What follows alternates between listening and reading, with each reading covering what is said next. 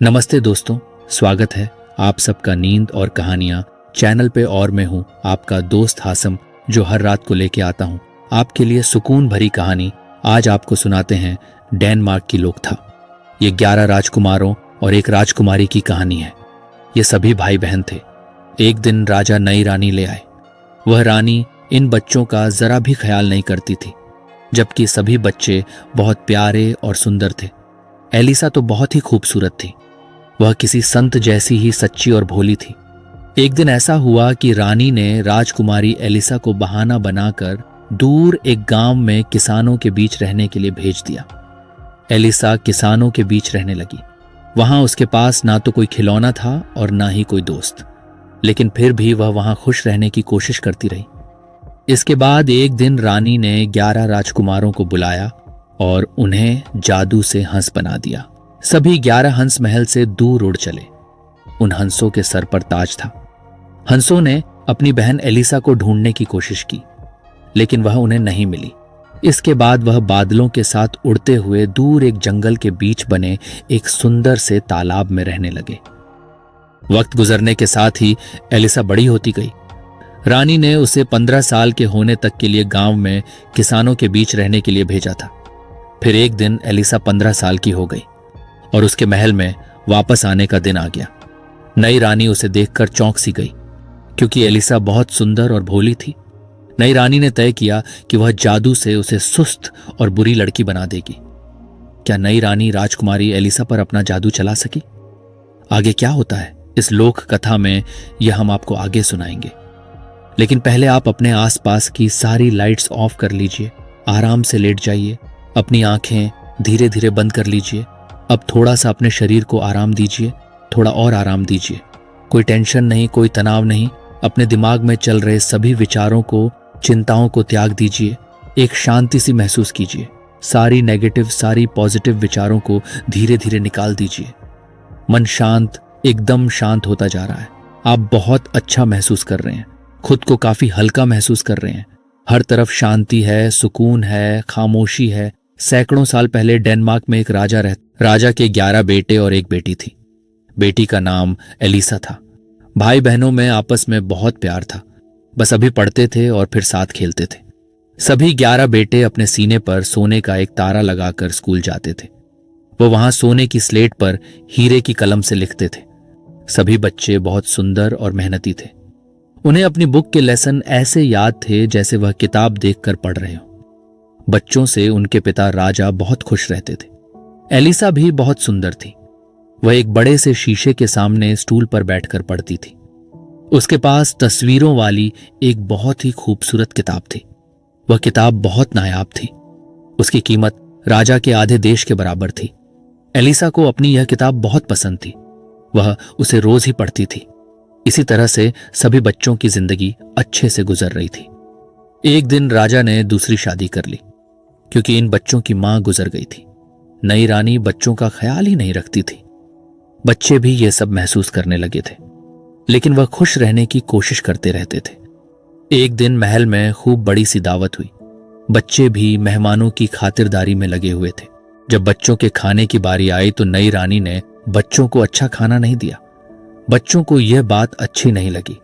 एक हफ्ते बाद नई रानी ने बहाना बनाकर एलिसा को कुछ सालों के लिए एक गांव में किसानों के साथ रहने के लिए भेज दिया। राजा ने जब एलिसा के बारे में पूछा तो नई रानी ने उनसे बहाना बना दिया और एलिसा किसानों के बीच रहने लगी।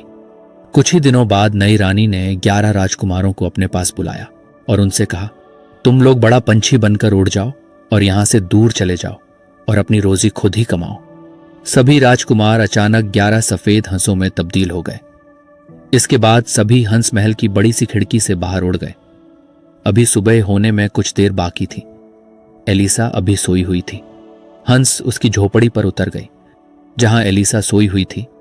उन्होंने अपनी लंबी गर्दन को दाएं बाएं हर तरफ घुमाकर देखा।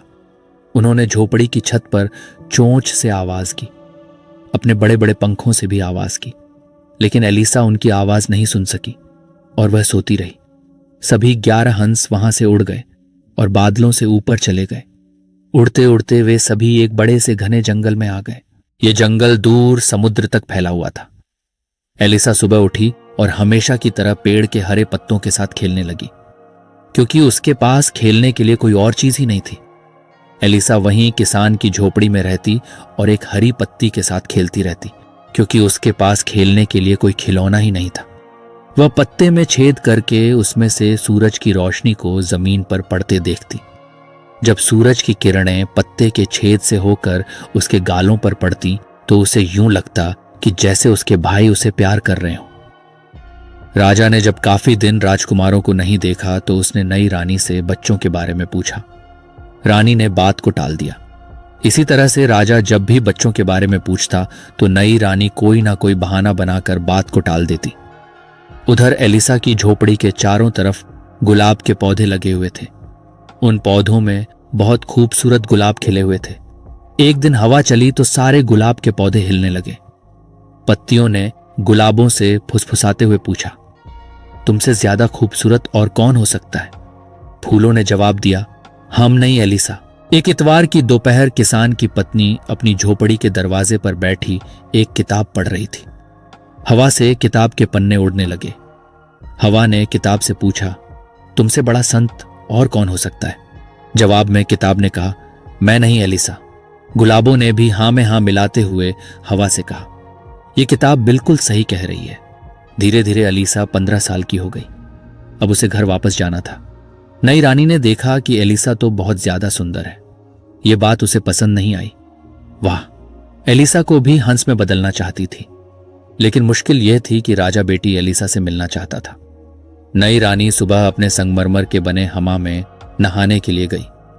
वह अपने साथ 3 मेंढक लेती हुई गई।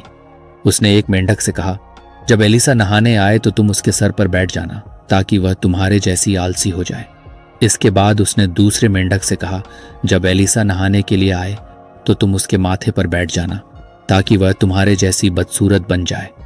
इसके बाद नई रानी ने तीसरे मेंढक से कहा, तुम चुपके से उसके दिल की जगह पर बैठ जाना, ताकि उसके मन में हमेशा बुरी बुरी ख्वाहिशें पैदा हों। इसके बाद नई रानी ने तीनों मेंढक को बांट टप के खुशबू भरे पानी में छोड़ दिया। पानी में जाते ही वह मेंढक पानी के ही जैसे हो गए। इसके बाद रानी ने एलिसा को बुलाया और उसे नहाने के लिए कहा।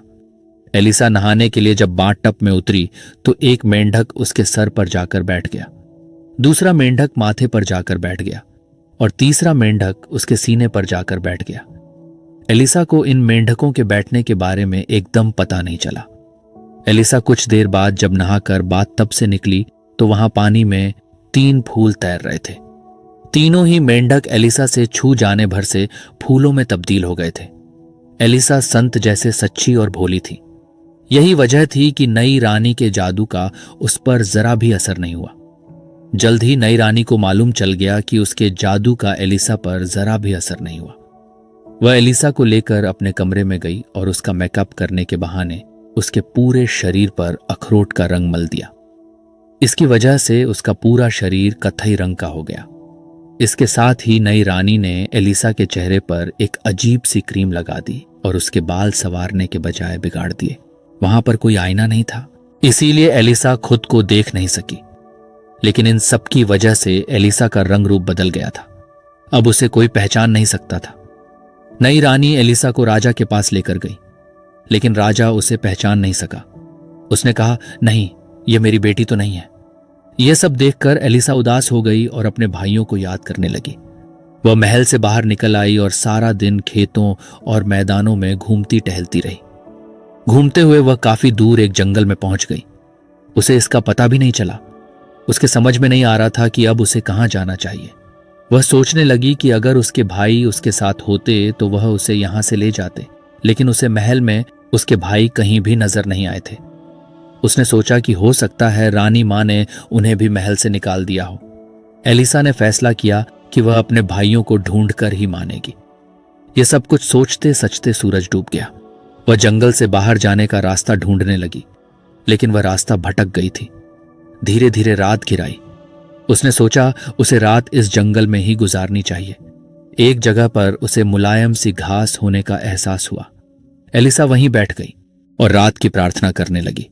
इसके बाद वह उसी घास पर लेट गई। जंगल बहुत शांत था। धीरे धीरे हवा बह रही थी। आसपास ढेर सारे जुगनू उड़ रहे थे। रात के अंधेरे में उनकी रोशनी बहुत भली लग रही थी। उन जुगनुओं को देखते दे एलिसा को कब नींद आ गई इस बात का उसे पता ही नहीं चला। आगे क्या होता है एलिसा के साथ? क्या वो अपने भाइयों को ढूंढ पाती है? और क्या राजा एलिसा को पहचान पाएंगे? ये सब जानेंगे 11 गज और एलिजा के अगले भाग में, क्योंकि अब आपके भी सोने का वक्त हो गया है। निंदिया रानी बहुत चुपके से आपके सिरहाने आकर बैठ गई है। वह हौले हौले आपकी पलकों को सहला रही है। आपकी पलकें बोझिल होती जा रही है। नींद आपकी आंखों में भरती जा रही है। धीरे धीरे आप पर नींद की खुमारी छाती जा रही है। आपने अपनी दोनों आंखों को धीरे धीरे बंद कर लिया है और अब आप आहिस्ता आहिस्ता नींद की वादियों में उतरते जा रहे हैं। वीडियो पसंद आई तो लाइक कर देना, चैनल को सब्सक्राइब कर लेना। मिलते हैं अगली वीडियो में। शुभ रात्रि।